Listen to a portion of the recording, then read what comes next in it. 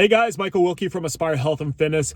Just finishing up with my morning clients and wanted to send a quick message out to you guys regarding the importance of having your focus on your health and fitness goals be based on behaviors, or a word that I prefer, habits. Oftentimes we can get excited about a new program, whether that be a health and fitness program, whether that be even some type of educational program. Maybe you're going for another degree, workout program that you found on the internet that your favorite bodybuilder or fitness model or even your favorite celebrity is following. Your motivation is super high, you're amped up, nothing's going to stop you, and you get locked in and you're on your way and you're doing everything necessary. You're taking more time out of your day to prepare, whether that be the meals, whether that be tracking and logging your intake, perhaps your workouts, in terms of tracking and logging what you're doing there. You're getting to bed a little bit earlier, so on and so forth. And then what happens? Boredom sets in, it gets mundane, gets tedious, so on and so forth. And then what happens is we beat ourselves up. Because 2 weeks prior, we said to ourselves, this is the program. I've never been more excited about anything. This is going to be the thing that gets me to where I want to go. Ask yourself, think back. How many times has that happened for me? And what's important to remember is you can read all the self-help books in the world, all the personal development books. You can start all these fancy new programs. You can do all these types of things.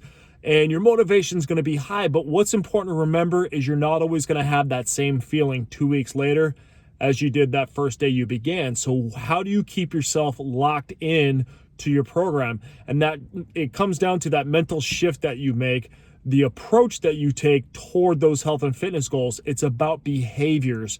And again, the word that I prefer, it's about those habits that you develop that are a part of your normal lifestyle. That way you give yourself flexibility. You can give yourself some grace. You establish what your boundaries, what your parameters are going to be around not following through on something that you committed to. That's the mistake that people make. They get super excited about this new program, and then the moment that they fall off track, or what they feel they've fallen off track, perhaps they missed a workout, perhaps they missed a meal, perhaps they ate a little extra, or something that they shouldn't have, whatever the case might be. They beat themselves up. They don't give themselves any grace. They look at themselves as a failure, something that they've done time and time again, and they just quit. And then how often does it take you to start something up down the road? A few weeks, a few months, maybe even longer.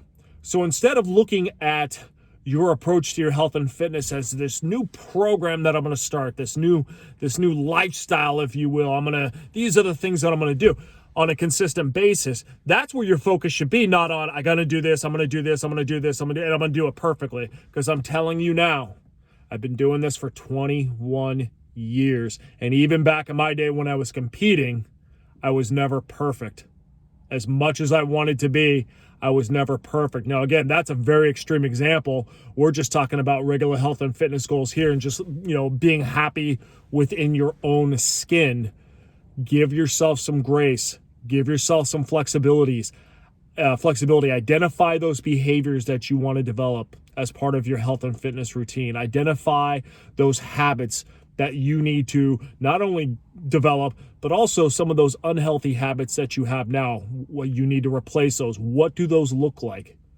What does success look like for you in terms of achieving those health and fitness goals? Does that mean 80% of the time? Does that mean even, so for some people, it might be 50% of the time? As long as I'm doing better 50% of the time, that's a stepping stone, and you can build on top of that. So again, really approach your health and fitness goals from the position of behaviors and habits, as to opposed to, this is just a locked in program that I'm following. I have to follow it to the T. If I don't, I'm going to be a failure. No, you're not. You're going to struggle. You're going to have lots of frustrations mentally. But if, again, you focus on making that shift to the behavior and the habit mindset, a whole new world will open up to you. And I'm going to follow up with some more videos on this in the coming days, break it down a little bit deeper. But this is something that I've become very passionate about, and it's made a huge impact on my life. So if you have any further questions, or you'd like to sit down and discuss your current situation, feel free to reach out to me. I'll look forward to connecting with you guys soon. Have a great day.